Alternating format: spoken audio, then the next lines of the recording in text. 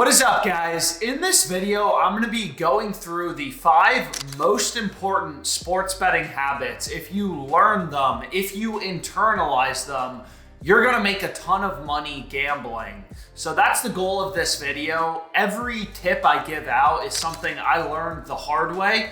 I've lost money by not doing these things. I've missed out on profit. So one thing I want to be clear about is this isn't meant to be a get-rich-quick scheme type of video. This isn't going to be bet on the Dodgers to win the World Series for your life savings. Like, that's not the type of video this is. This is sharp, data-driven sports betting. 5 things you need to be doing every single day to grow your bankroll at a fast pace and turn sports betting into a legitimate side hustle where you're pulling real money or even a full-time job. So my first tip is take advantage of the low-hanging fruit, right? Sports betting doesn't have to be complicated.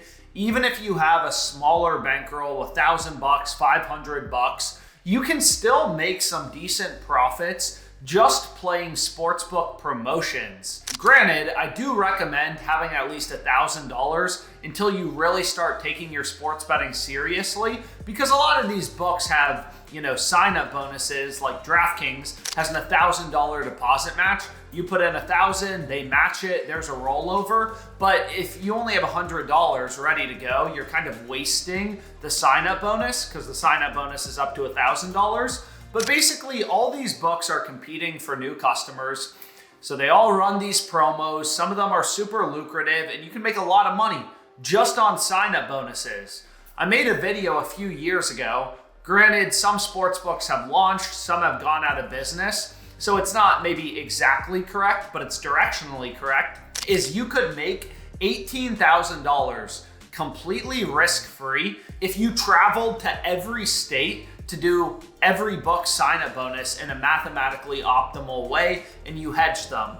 So as a simple example, PrizePicks has an $100 deposit match, right? Your first deposit, you put in $100, they match it, you now have $200 in your account. That's a free $100, right? So long story short, there's a lot of money in promos, bonuses. These books are constantly trying to keep customers coming back. You'll see protected plays. Sleeper runs a lot of protected plays. Here was a $50 one I got recently. A protected play basically means if your bet loses, you get your money back. So there's no downside. You throw in a play on Sleeper, you get your money back. Fliff has some no-brainers. Patrick Mahomes, over half of a passing yard. So these promos are really the easiest money you're ever going to make gambling. So you should be taking advantage of every one. So these promos may not seem like a big deal. Like, okay, Fliff ran this promo. It was a free $10. Cool. But for every sportsbook, I've been using, I've tracked all my promo bets. Granted, you may not use the exact same sportsbooks, but I make an average of $50 in easy value every single day just playing these no-brainer promos like PrizePicks Taco Tuesday. So if you think about it, I've been betting on sports for 6 years, approximately, and promos have generated me $50 in profit on average every single day. That doesn't even include sign-up bonuses. But just in terms of daily promos, $50 a day, 6 years sports betting, that comes out to almost $110,000 in profit. Of my net profit is simply from actually grinding, checking all the books every day, and taking advantage of these no-brainer promos. So if you ever have tuned in to one of my sports betting live streams, right, you've probably noticed the first thing I do is I say, okay, where's the good promos? Where's the low-hanging fruit? Where's the easy money that we can make today? Is it on Underdog, PrizePicks, FanDuel? I take advantage of all the promos before I move into my regular sports betting. So the second habit that you need to be doing is finding value in the market. Think like a trader, right? So all sports books set their own odds. So sports betting is the most inefficient, fragmented financial market that there is. So I'll give you an example. I was able to get this play on Fliff. I actually ended up running it in a parlay. Greg Dortch over 2.5 receptions at -105. The average price in the market was -130. The way you want to wire your brain is you never place a bet on any sports book unless you're getting the best possible odds. Here, I was getting -105. No other book was even close. I'm not saying any book in your state.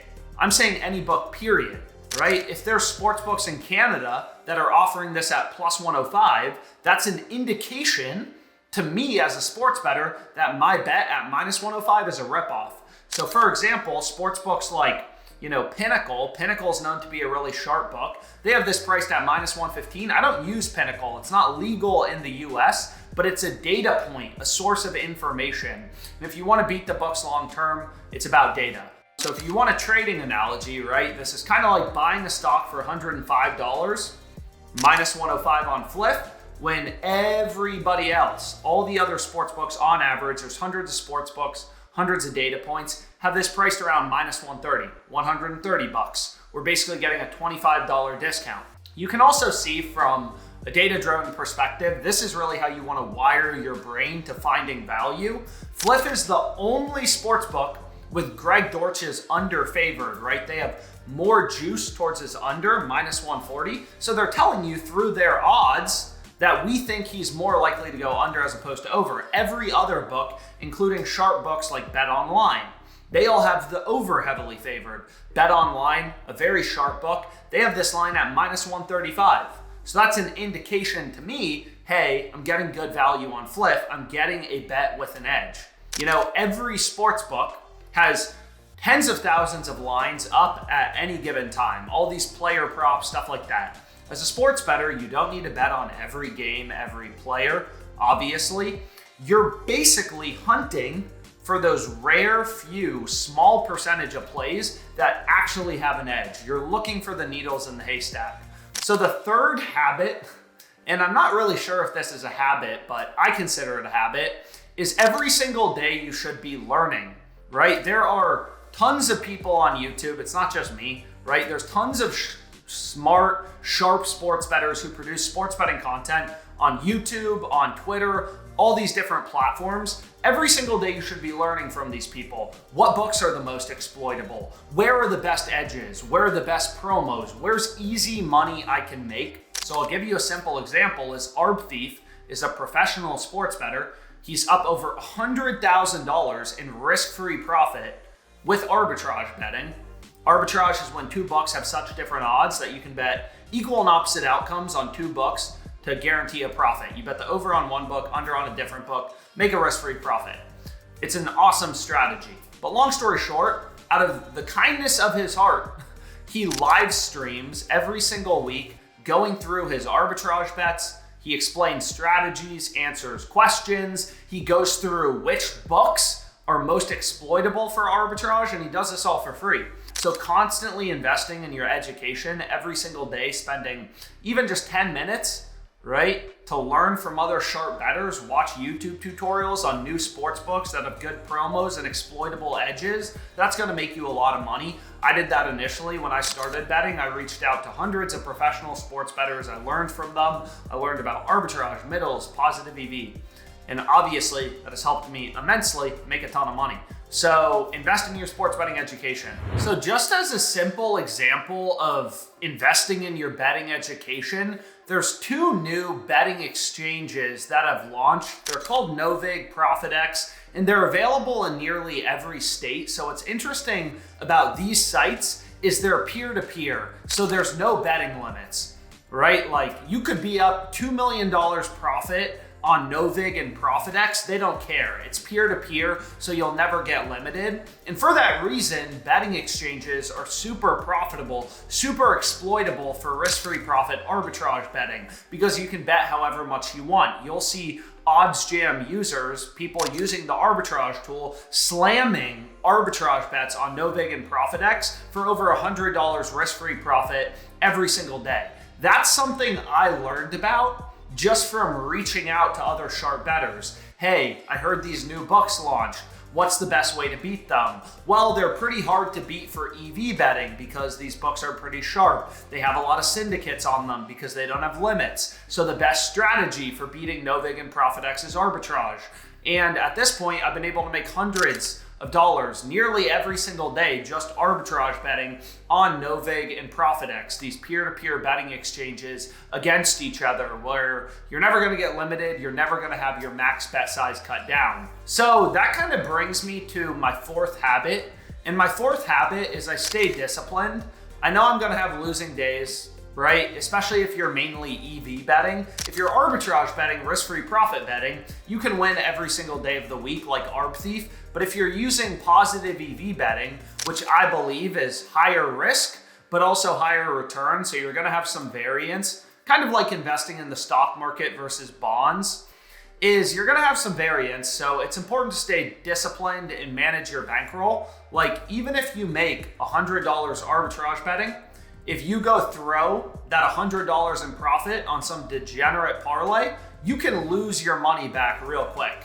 So the average profit margin, if you just look on ChatGPT, states report these numbers, sportsbooks, public companies have to report these numbers. So it's not just like I'm pulling them out of my butt, like these are the facts. Sportsbooks have an average profit margin of about 25% on parlays. So even if you make an $100 arbitrage bet, and then you go throw in some degenerate parlay for $500 where you're losing 25% of that, you're already down more money, right? You're already down 125 bucks. You hit a risk-free profit arbitrage bet for $100 and then you lost 125 in expected value EV on your degenerate parlay. And that's kind of why sportsbooks make an average of about $2,000 per customer per year.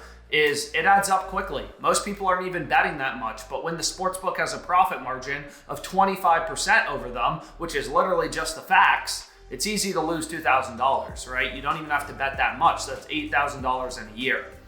But without further ado, let's get into my final tip. The one thing I did want to mention is if you like this type of content, like, subscribe, comment any questions, and also let me know other video ideas. I love making sports betting content, so whatever videos you guys want to see, if you're bored, whatever, let me know other video ideas. I'm obviously happy to do them.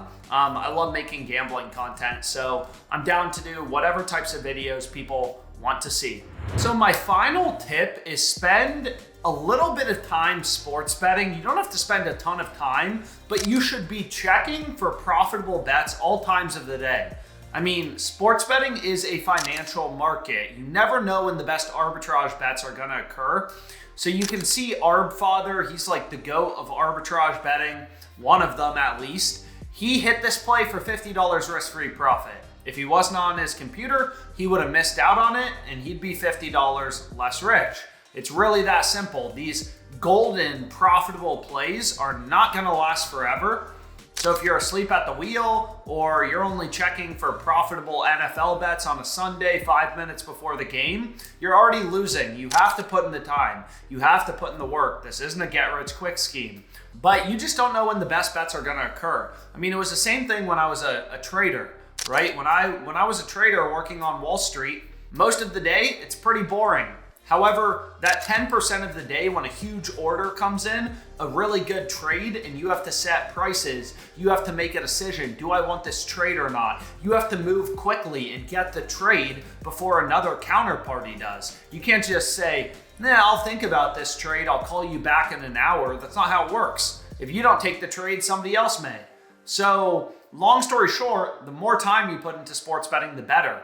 What I like to do is I just have OddsJam, the arbitrage tool, up on my computer. I have email alerts set up. And what I'll do is, every 20 minutes or so, I'll just refresh it. I'll see if there's anything good, if the board is wet, dry, has there been a lineup change, an injury leading to line movement and good arbs. If not, I put I go back to whatever else I was doing. But regardless, I hope you enjoyed this video.